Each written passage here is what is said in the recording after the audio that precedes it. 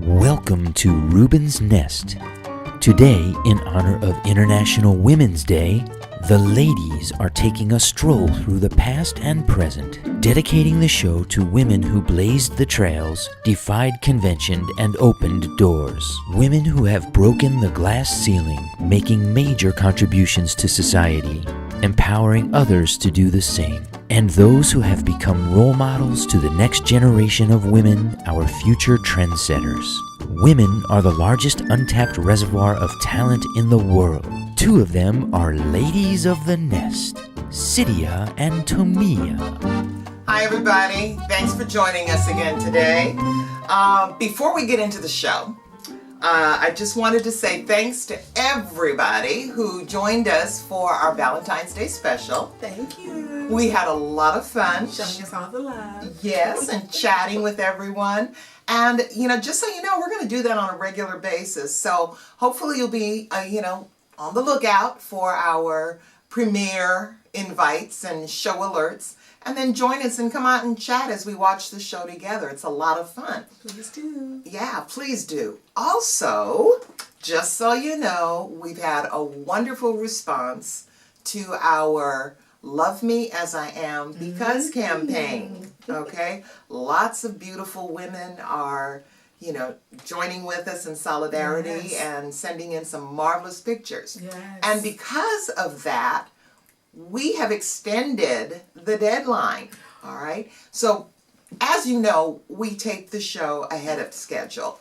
So, by the time you see this, you will have seen our Facebook and our Instagram notification. And you'll know that we extended the show. Yes. The campaign. Yeah. And we're hoping that many of you who saw it have also sent in your pictures. Please do. Yeah, come Be on. brave. Yeah, super brave, Show your beauty. Absolutely. Love yourself. Yes. Just like we love ourselves. Yes. And by now you've seen some of additional pictures that we put out there too. Yeah. We had fun doing that shoot. Yes. As you can see, we're totally into letting the world know that, hey, we're just as beautiful and sexy, with all of our lush Rubens Nest bodies, as if we were size 2. Okay? It's all good. Anyway, so we've got some wonderful sponsors, and on the next show we'll have our winners. Yes. And you know that we have Lane Bryant and Cacique Intimates has given us a $250 gift certificate. I kind of want that. Shop. Yeah. And then we have Sensational Soaps and Shy. I believe in myself at Shy World. Yes. She is a 14-year-old young woman who has made vegan nail polish. Can you believe that? Wonderful. So they're our sponsors, and they provided a lovely basket. Hi, I'm Tashanta Hogan of Sensational Soaps, and this is my daughter, Cheyenne Hogan of Shy's World. and we're excited to be a sponsor of Rubens Nest, Love Me As I Am Because campaign. Today we're showing you exactly what you have the possibility of winning with our basket, which is our Sensational Soaps, lavender scented soap made with essential oils, handmade, our body butters, our sugar scrub, and we also have a loofah inside. You'll also be able to get Shy's World nail polishes. So we have some of our coffee collection, which is our color white, which is milk, and then our caramel our caramel color, and those are both collected in our coffee collection. And this is all vegan nail polish, so it's free from 5 chemicals, so formaldehyde resins, camphor, dibolene, and dobutyl. And these you can all find at my site at shysworld.com. Also, our soaps are all palm-free, made with no palm oil as well. So the base is shea butter, coconut oil, olive oil, and castor oil. We also have our sugar scrub that's vegan-friendly as well. So congratulations to the winner. Good luck. Yes. Also, Hot Thang Candles has also provided us, with a beautiful basket of goodies. I'm telling you, folks, you're gonna love these prizes because it comes with a lot of really neat things. And what better at the end of the day than to sit and relax, with a bubble bath and a glass of champagne and a few other little goodies, So hopefully you have sent in your 250 word essay as to why we should love you just as you are, and a beautiful picture of yourself. Yes. And hopefully you'll be one of our winners, okay? So, on with the show. All right. March 8th is International Women's Day, but we celebrate women the entire month of March. So we decided to do something a little bit different today. Instead of our usual show with chit-chat and guests, we're going to pay homage to the sisterhood of women everywhere and just give you a special thanks for all that you do every single day. We're going to talk about some of the women from the past. We're going to talk about women in the present. And then we want to let you ladies know who perhaps maybe you've not been a trailblazer with historical implications, or maybe you haven't flown to the moon, but every single day in your life, moms, you are the best. Wives, taking care of their homes, aunties, grandmas, passing down legacies. You women are the ones that we celebrate. You know, we are women. Hear us roar in numbers too big to ignore. You know? So that's a Helen Reddy song. If you've never heard it before, you gotta Google it or check your Apple Music, whatever your music choice is, and listen to it, because the words are very, very true. We are wise. We are, what's the word I'm looking for? Strong. Very strong. We are strong. And we can do anything. We've got wisdom that's born from pain. We've paid the price. You know, and men, we love you, but you know what? A strong woman stands on her own, and she doesn't need a man. We just like having you because you enhance us, okay? You don't make us or break us. You enhance our lives. You are the fluff and the icing on the cake of womanhood. So, you like that? I kind of like that. I don't know. You don't like that? That he's a fluff and enhance? No. You don't think so? No. What would you say? He's a rock. God made him first. Yes, he did, and we're supposed to be his helpmeet. But as we've gone along, we still are helpmeets, actually. We're partners. We are, definitely. We are partners. We are partners, and he made us, and we, you know, from his rib. But still, I think women, for so long, ended up being sort of pushed aside and put in the dark, and you know, we didn't get an opportunity to shine our light. So some of the women we're going to talk about, they had to step up and step out and shine their light so that all could see. Okay. And to say, "Here I am, woman. Hear me roar." Absolutely, absolutely. So we hope you enjoy the show. We hope you're inspired by it. We hope you learn something from it. You know, and some of these women you may have heard about. We're not going to necessarily do all the usuals. We've tried to find some women who did some really super things, but just were sort of under the bushel, you know, and we're pulling them up out of that bushel basket and shining the spotlight on them today. Definitely. So, Tamia.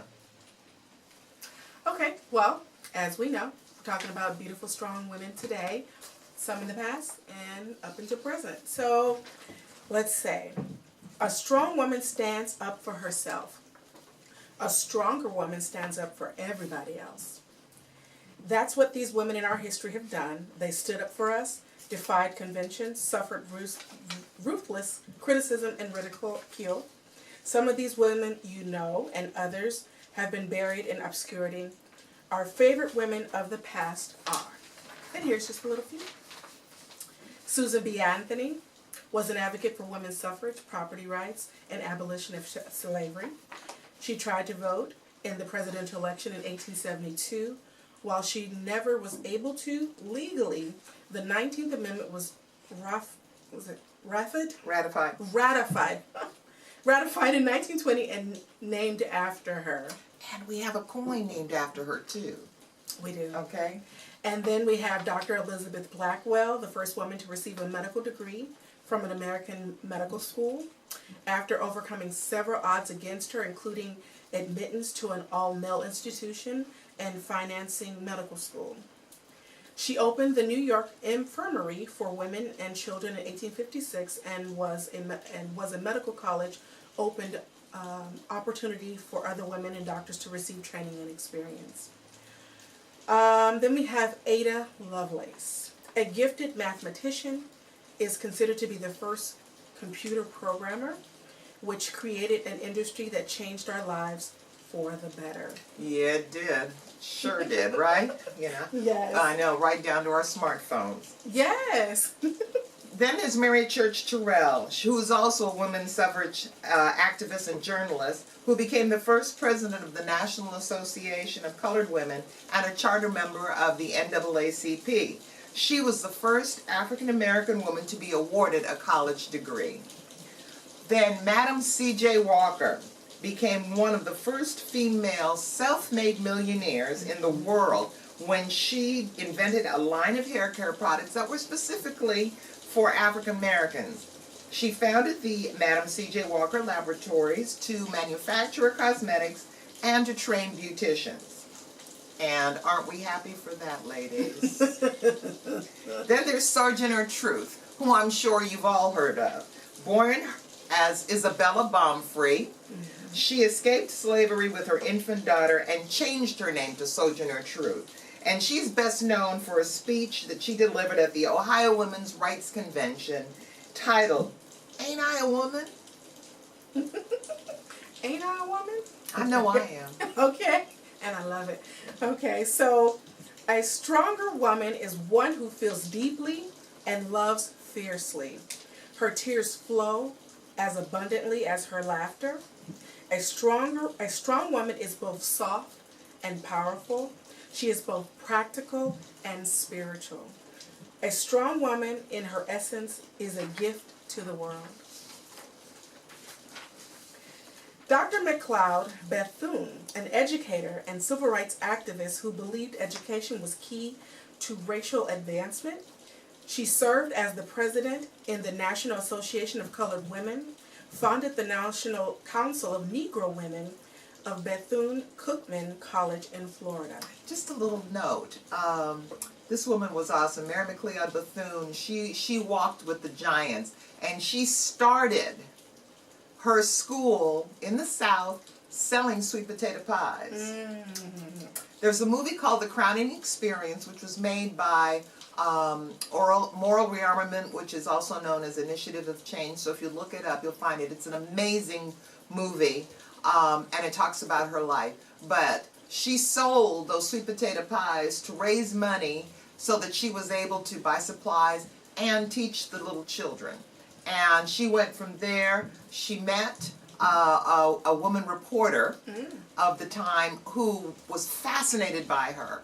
And eventually, you know, she became well known amongst dignitaries. Mahatma Gandhi, a variety of people, his grandson, Rajmohan Gandhi, met her and worked with her, and many others. Until she was able to finally open Bethune-Cookman College, which is in Florida. So just a little side note on her. Don't we like those little hit tidbits? Very important tidbits, especially Yeah. if you didn't know. So then another person we're going to talk about is Frida Kahlo, a Mexican artist whose striking, distinctive work combined with exploration of gender, class, and identity with symbols from the nation's cultural history. Kahlo has gone on to become an important figure for social causes, including feminists and the LGBTQ rights. Now, I've seen the movie. What was the actress? Salma Hayek. Salma Hayek. Very good movie. That was my first introduction to Frida Kahlo. I loved it.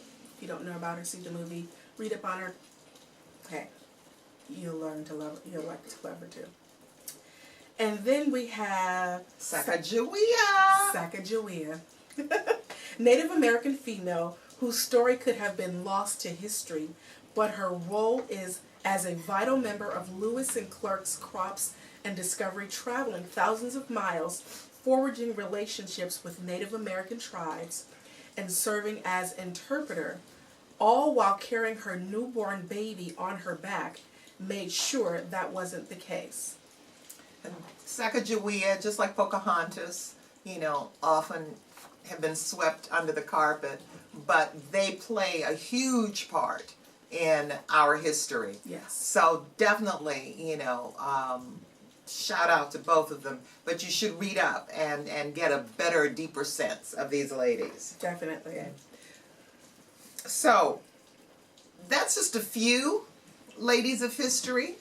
We have so many others that have done incredible things through the years and in a variety of different mediums.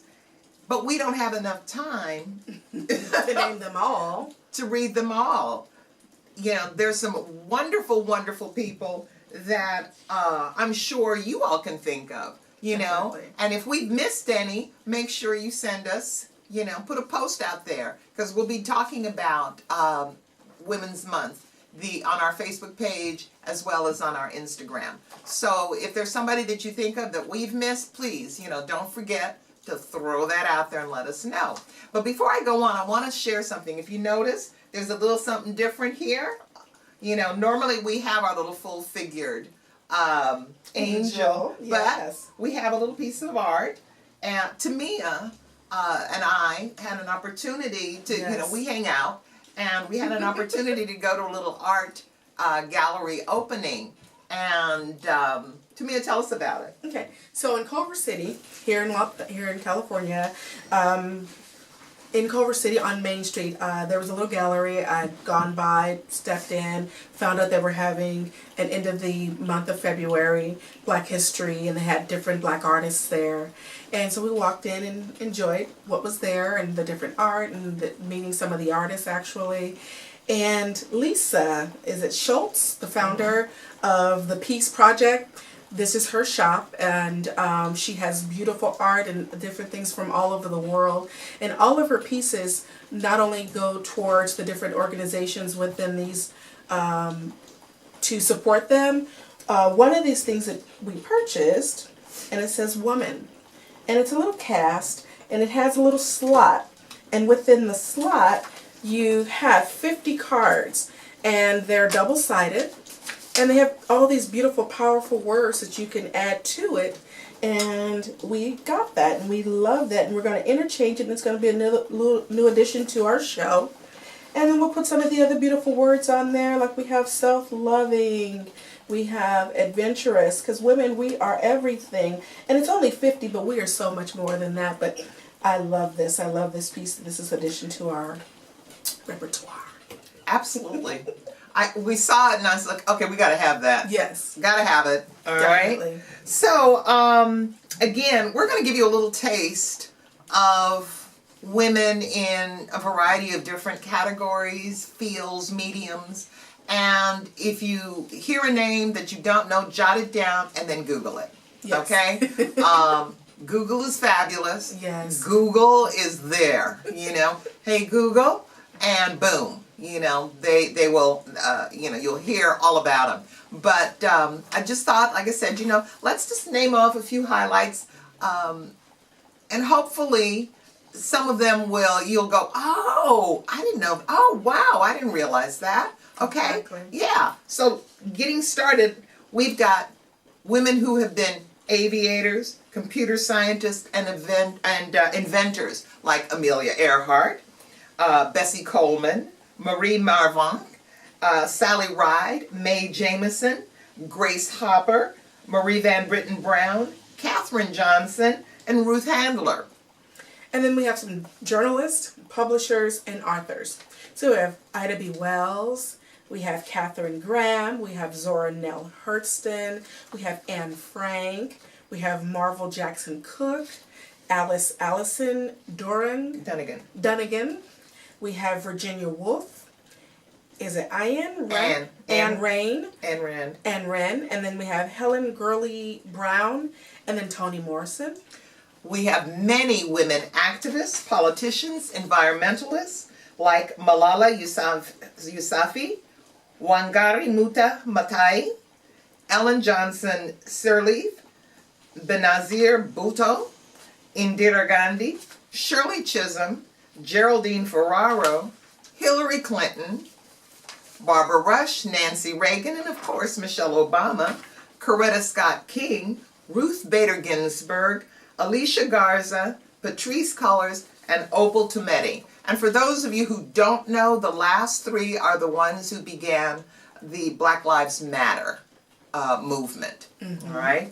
And then we have some entertainers and athletes.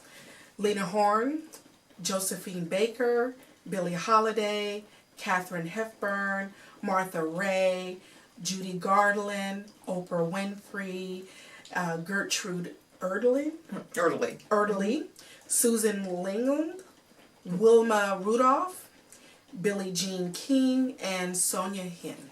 And we have Jackie Joyner, and Venus and Serena Williams, of course.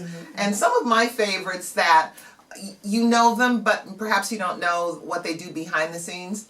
Whoopi Goldberg, for one. Yes. Whoopi is an amazing woman. She's a great actress, comedian, hostess with the mostest, but she has for years in the background and with friends, she's supported, homelessness, and she does wonderful things. My first encounter with her in a humanitarian role was many years ago in San Diego. I was there for a work-related weekend, and she had her one-woman show. Okay. So my friend and I, co-worker and I went and saw the show. I sent a note backstage with one of the ushers if we could meet her, because I was I know, right? Oh, wow. I was involved with the Los Angeles Commission on Assaults Against Women, and every year we had a comedy night, and I wanted to invite her. So we went backstage. They came back and she said we were invited backstage. Ooh. Went backstage, and Whoopi was there, and there was a woman who came who had been sort of lingering, hanging out while they were doing the striking of the set. And before I even could kind of get into our conversation and into my thing, we found out this woman, she comes up to her and she goes, "Oh, Whoopi, and well, Whoopi had apparently known and seen this woman because there is it's like a halfway house food kitchen that they sponsor that is in the San Diego area. Oh, okay. And this woman apparently had met Whoopi there. Well, the woman was a recovering addict. Oh. So first Whoopi checked her, and then Whoopi handed her money for her and her son to go get herself taken care of, which that kind of blew me away. It's like, wow, I didn't realize that Whoopi did all this cool stuff behind the scenes. You never know. And that impressed me even more about her. Yes. So there are a lot very of personable. Very personable. She's a real, honest to God human being. And I know. Whoopi, if you're out there, you may not remember, but I do. You impressed me with that, and you became one of the women that I look up to. Awesome.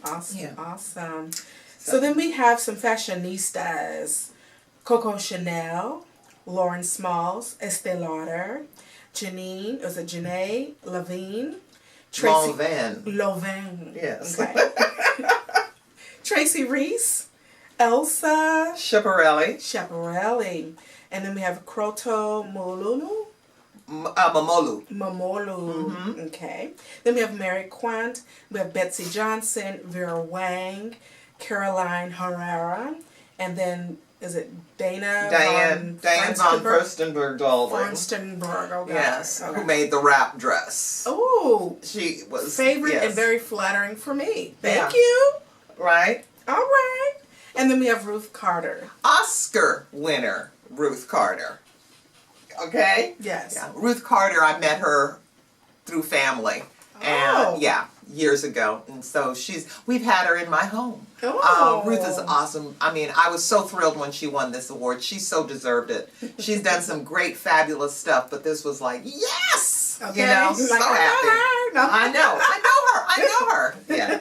She's good. So some trendsetters of today. We have Lady Gaga, Beyonce, Sarah Jessica Parker, Katy Perry, Serena Williams, Yara Shahidi, Meghan Markle, Shonda Rhimes, Kate Middleton, Danielle Brooks, and Ashley Graham. Yes. There's these are the ones who are out there today that the young women look up to, as well as those of us of an age, you know, to kind of keep up and see what's happening. Yes. But in our own lives, in our individual lives, I think we should be our own trendsetters. Definitely. You know, amongst our friends. You know, you always have the one friend who kind of knows what the latest thing is. But, you know, being a trendsetter isn't just about being iconic in the way you dress. You know, it's really about what are the things that you do in your life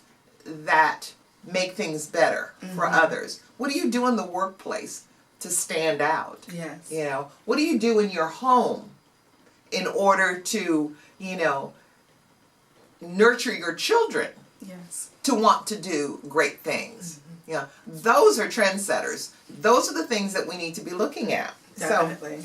So Tamia, let's get personal. Yes. Who inspires you, and why do they inspire you? Well, many of the ones that we've already mentioned, and some I didn't even know, like the woman that made the wrap dress, or just some of the ones, but some of the ones directly that have affected my life and that have inspired me. One to name is Alicia Case. Awesome woman. I met her back in 2015, I believe it was. I was out of work on disability, and I was just not happy with work. And one of my girlfriends, Courtney Washington, said, hey, come with me. She's having this workshop. And it was in Pasadena. We went to the workshop. And what she did was she was teaching the students how to write up on themselves, you know, for introductory to college. And she shared, of course, her own personal story, and a little brief on her little story because she could tell it better than I can. But she was a product of the foster system, gang system. She went on to go to college at USC. She's a social worker. She's an activist. She's so much. The thing that impacted me the most was that when she tells her story, and how she got into school, and she got into USC, a very prestigious college here in California. And she, just speaking to the kids and me being there, she inspired me to make that decision.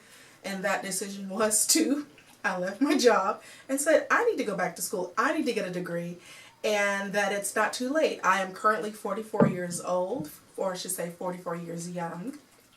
And I, at that time, a few years ago, said, you know what? That is my desire. And I, too, can do it. And age does not stop me from doing it. What I thought was my inability, meaning that, you know, I felt inferior with school, no. Put that in the back where it belongs and go do it. And she inspired me. And so I have attended school. I went go to UCLA. No. West LA College. Currently wanting to get a degree in psychology, and so she inspired me to do that. And one other person that inspired me and actually helped to change my life of 20 years of bondage, actually, Francine Graves. She wrote a book, and this was in I don't know when she wrote the book, but I was introduced to her book in we're in 2019, so 2016 I was introduced to her book, and from that you'll have to read her book, look her up, hear her story. She could tell her story better than I, but anyway, she inspired me to then go get help, and I have been healed of being in bondage for 20 years. If you want to know the rest or the details or the juice of that, that's another show. But she inspired me. And it's a good story, too. Yeah. So you will be wanting to know. Definitely. So, my inspiration, Maya Angelou. Okay. From the very first time I read her poetry, especially Phenomenal Woman. That was my first exposure, and it was awe. Just one of those things you're awestruck and you go, oh my God, this woman. She's speaking to me. Yes. And her book. I went out and when she wrote her book, I read it cover to cover, and not once but twice. She didn't have the easiest life, but she overcame all of that. Yes. And there was a commercial called when E.F. Hutton speaks, everybody listens. For me, when Maya Angelou would speak, whether it be in personal appearance, whether she was on television, she spoke slowly, precisely, with passion, and pearls of wisdom literally dropped from her lips.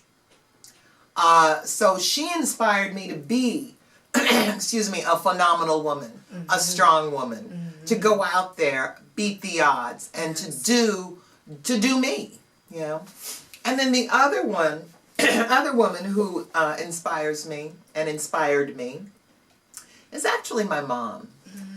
I've mentioned before, I loved my mom to pieces. Loved her with all my heart and soul. But sometimes I didn't like my mom.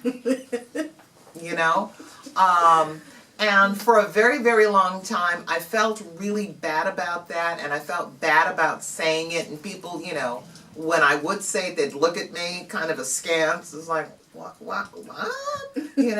But, it's okay. You can love a person completely and not like them, And sometimes I didn't. My mom and I seemed to always be in competition, primarily for my daddy's affection.